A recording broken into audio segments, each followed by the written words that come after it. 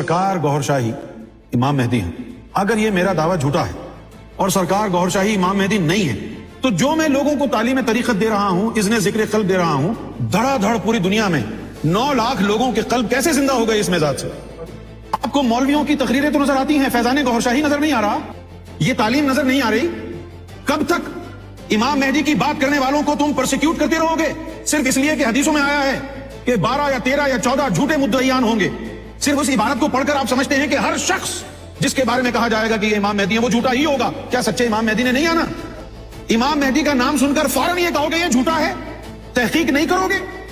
جاننا نہیں چاہو گے کہ کوئی اگر کسی کو امام مہدی کہہ رہا ہے تو اس کے پاس ثبوت کیا ہے، اس کا عقیدہ کیا ہے، اس کا چال چلن کیسا ہے، اس کا کردار کیسا ہے؟ کیا وہ فرقہ وارانہ عناصر سے متعلقہ ہے یا وہ اتحاد امت کی بات کرتا ہے؟ کیا وہ شیعہ سنی وہابی دیوبندی بریلویوں کو لڑا رہا ہے یا سب کو طہارت قلب اور طہارت نفس پر اس میں ذات کے چراغ کی روشنی میں متحد کر رہا ہے؟ اس تعلیم کو دیکھو، ان 9 لاکھ لوگوں کو دیکھو جن کے دل اس میں ذات اللہ کے ذکر سے جاری و ساری زندہ ہو چکے ہیں۔ ان کی زندگیاں دیکھو اور ان کی سوچ دیکھو۔ ان لوگوں میں جو یہاں بیٹھ کے سنتے ہیں باتیں، کوئی وہابی خیالات، کوئی دیوبندی خیالات، کوئی اہل حدیث خیالات، کوئی بریلوی خیالات، کوئی سنی خیالات، کوئی شیعہ خیالات کا تھا، لیکن جب سیدنا گوھر شاہی کے فضل کرم سے ان کے سینوں میں اس میں ذات اللہ کا نور گیا ہے، خرمن ایمان بیدار ہوا ہے، شمع نور الہی جلی ہے، اب ان کے سینے منور ہو گئے اور سب آپس میں ایک دوسرے کے بھائی ہو گئے۔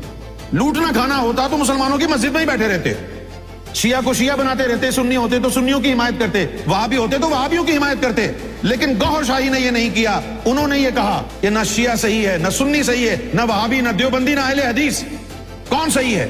محمد رسول اللہ کے دور میں نہ شیعہ تھا، نہ سنی تھا، نہ وہابی، نہ اہل حدیث، نہ بریلوی۔ کون تھا؟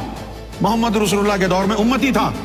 جب تمہارے اندر سے نور نکل گیا، خارج ہو گیا، تم خوارج ہو گئے، امتی نہیں رہے، پھر تم کو شیعہ سنی وہابی دیوبندی بن گئے۔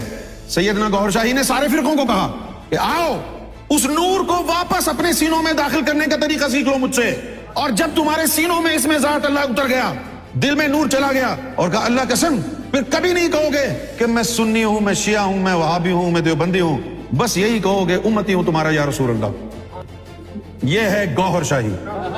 پہلے گوھر شاہی سے متعارف ہو جاؤ، اس کے بعد پوچھنے کی نوبت نہیں آئے گی کہ وہ کون ہے۔ پہلے تعلیم گوھر شاہی سے واقف ہو جاؤ، اور جب تک واقفیت نہ ہو زبان کو قابو میں رکھو۔